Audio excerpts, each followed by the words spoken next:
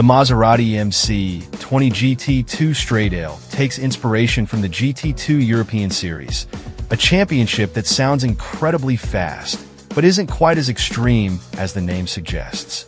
This series, primarily for amateur racers, features cars positioned between GT3 and GT4 in terms of performance, making it a good fit for mildly upgraded road cars.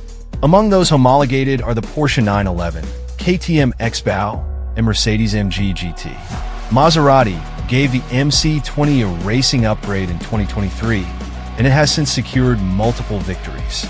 To celebrate its return to the track, the brand has now unveiled a limited edition road-going variant. While the GT2 European Series isn't top-tier international GT racing, there's a clear connection between the race and road versions. Limited to 914 units, the MC20 GT2 Stradale is priced at £273,510, £46,000 more than the standard model. It features key modifications that enhance both track performance and reliability.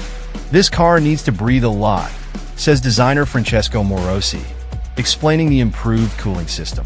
A larger front grille and 16% bigger rear wing vents allow 5% more airflow to the main radiator and boost intercooler efficiency by 20%.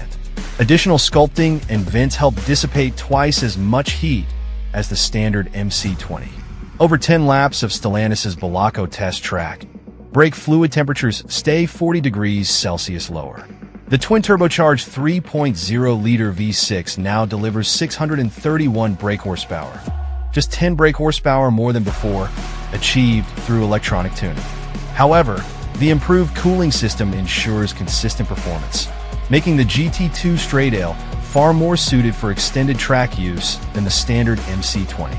To enhance performance, the MC20 GT2 Stradale also gains more downforce. The most obvious addition is the 3-stage adjustable rear wing, but there's also a redesigned rear diffuser, front splitter, and revised underbody aerodynamics. At 174 miles per hour, the front wheels generate 130 kilograms of downforce, while the rear produces between 190 kilograms and 370 kilograms, depending on the wing's position, maxing out at an impressive 500 kilograms.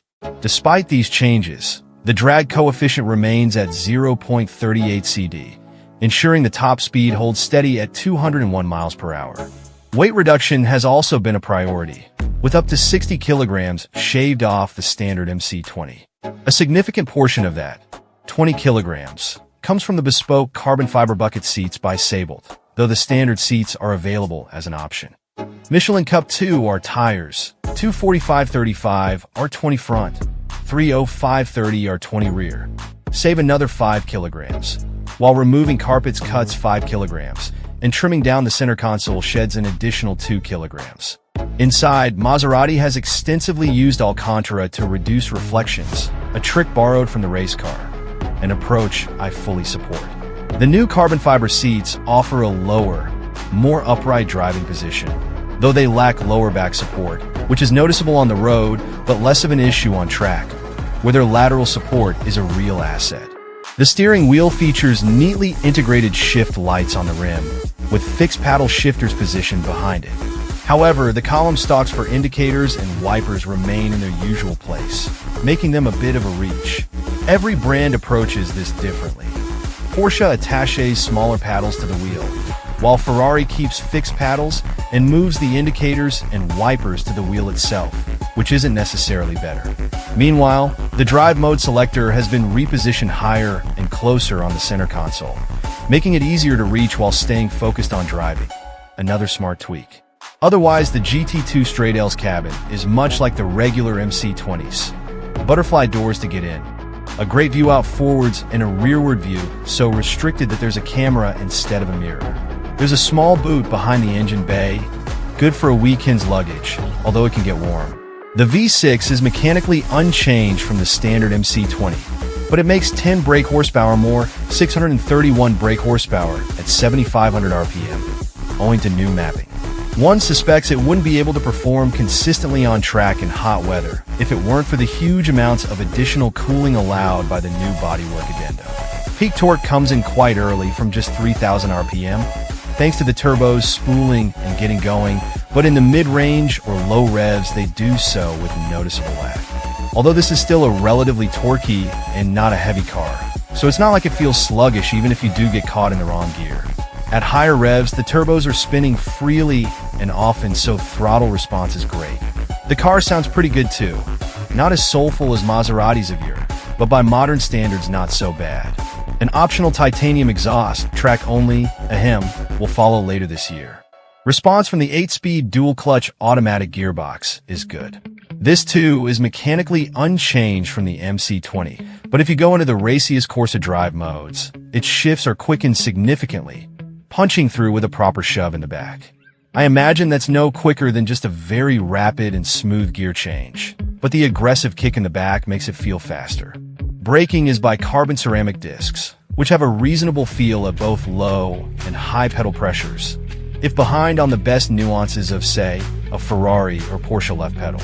The springs are around 10% stiffer, but otherwise the dynamics hardware is fundamentally unchanged, just retuned. As standard, like the regular MC20, you get a mechanical limited slip differential, but an electronically controlled one, which is all we've ever tried, is optional. You can move through drive modes to firm the dampers, which also punches gear shifts through harder and slackens off the driver aids. The most lax mode turns off the stability and traction control, makes the diff really aggressive, and knocks the ABS intervention back to the minimum that Maserati can get away with within road regulations. We like the regular MC20 here.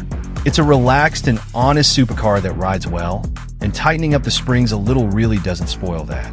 Body control is good too, even in the slackest damper modes. By modern standards, with a curb weight probably in the 1,500 kilograms, Maserati quotes only a dry weight, annoyingly, of 1,365 kilograms. This isn't a heavy car. Noise levels are higher than standard, and with stones pinging up from the underside yet still pliant suspension, there's something of the old Ferrari 488 Pista about it, albeit with a more boosty engine and calmer steering. Very satisfying, very easy to get along with. On track, largely the same is true. The GT2 Stradale feels less raw than the Porsche 911 GT3 or one of the more extreme last Lamborghini Huracans. It's more approachable, rides curbs with genuine absorbance, and has small amounts of roll and pitch, even in its firmest suspension setting, but allows the driver to develop a flow with it, rewarding smooth inputs rather than aggressive ones. In steady-state cornering, it will understeer slightly, as I suppose it should. You can power through it, or less scruffy and more satisfying, trail brake to get the nose more planted on corner entry, with no electrical assistance weighing it down or an aggressively hooked-up differential. I found it a real pleasure on track. The regular MC20 is a left-field choice, and I don't suppose this GT2 Stradale version has become any more mainstream, limited as it is in numbers and high as it is on price.